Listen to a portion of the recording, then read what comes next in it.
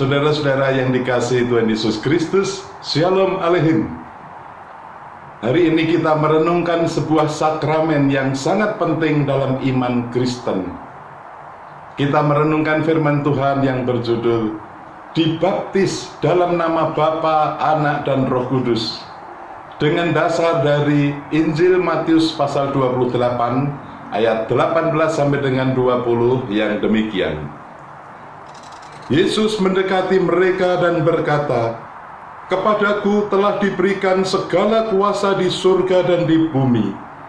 Karena itu pergilah, jadikanlah semua bangsa muridku, dan baptislah mereka dalam nama Bapa dan Anak dan Roh Kudus. Dan ajarlah mereka melakukan segala sesuatu yang telah kuperintahkan kepadamu. Ketahuilah, aku menyertai kamu senantiasa sampai akhir zaman." Demikianlah firman Tuhan. Yang berbahagia ialah setiap orang yang mendengarkan firman Tuhan dan yang memeliharanya. Kita merenungkan kembali makna sakramen baptisan yang telah kita terima dalam nama Allah Tritunggal Kudus, yaitu dalam nama Bapa, Anak, dan Roh Kudus. Pertama, dalam nama Bapa. Ini mengingatkan kita akan kuasa pencipta dan kebijaksanaan yang meliputi alam semesta.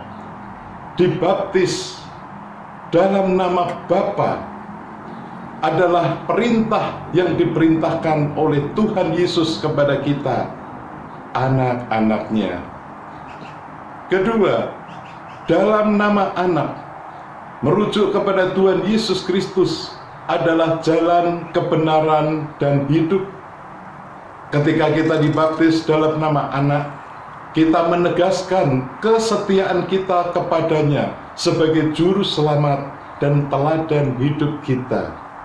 Ketiga, dalam nama Roh Kudus. Roh Kudus adalah hadirat Allah yang hadir aktif dalam hidup setiap orang percaya.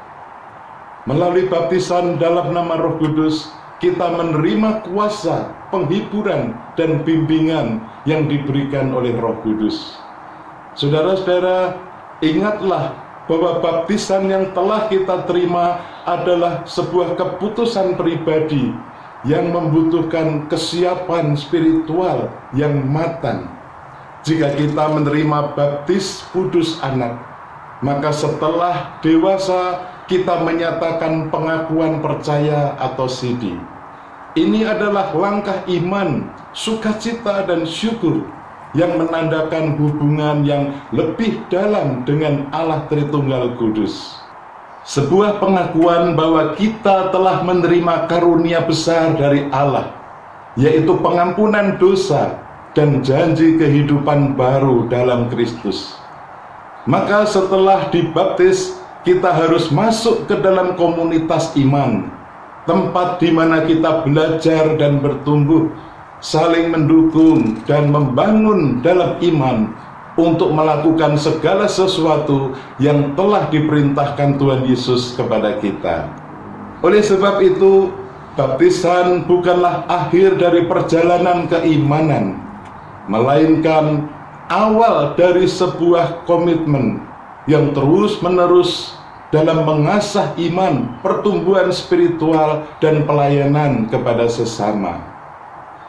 Seperti kesaksian pujian yang dinyanyikan dalam ibadah GKI Kuitang, sebuah nyanyian kesanggupan yang berjudul "Dalam Nama Yesus Tuhanku", syair dan lagu oleh Carol Owen, terjemahan Yamuger.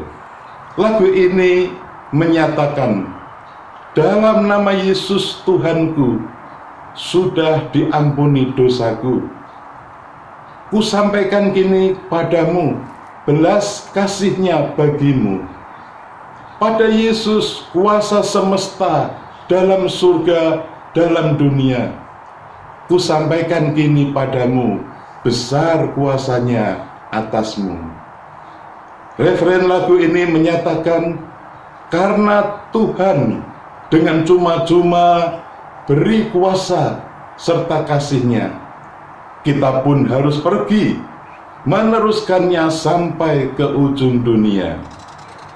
Suatu keyakinan bahwa dalam nama Tuhan Yesus kita sudah diampuni dengan cuma-cuma oleh karena belas kasihan-Nya. Maka kita dipanggil dan diutusnya untuk menyampaikan kepada sesama kita sampai ke ujung dunia.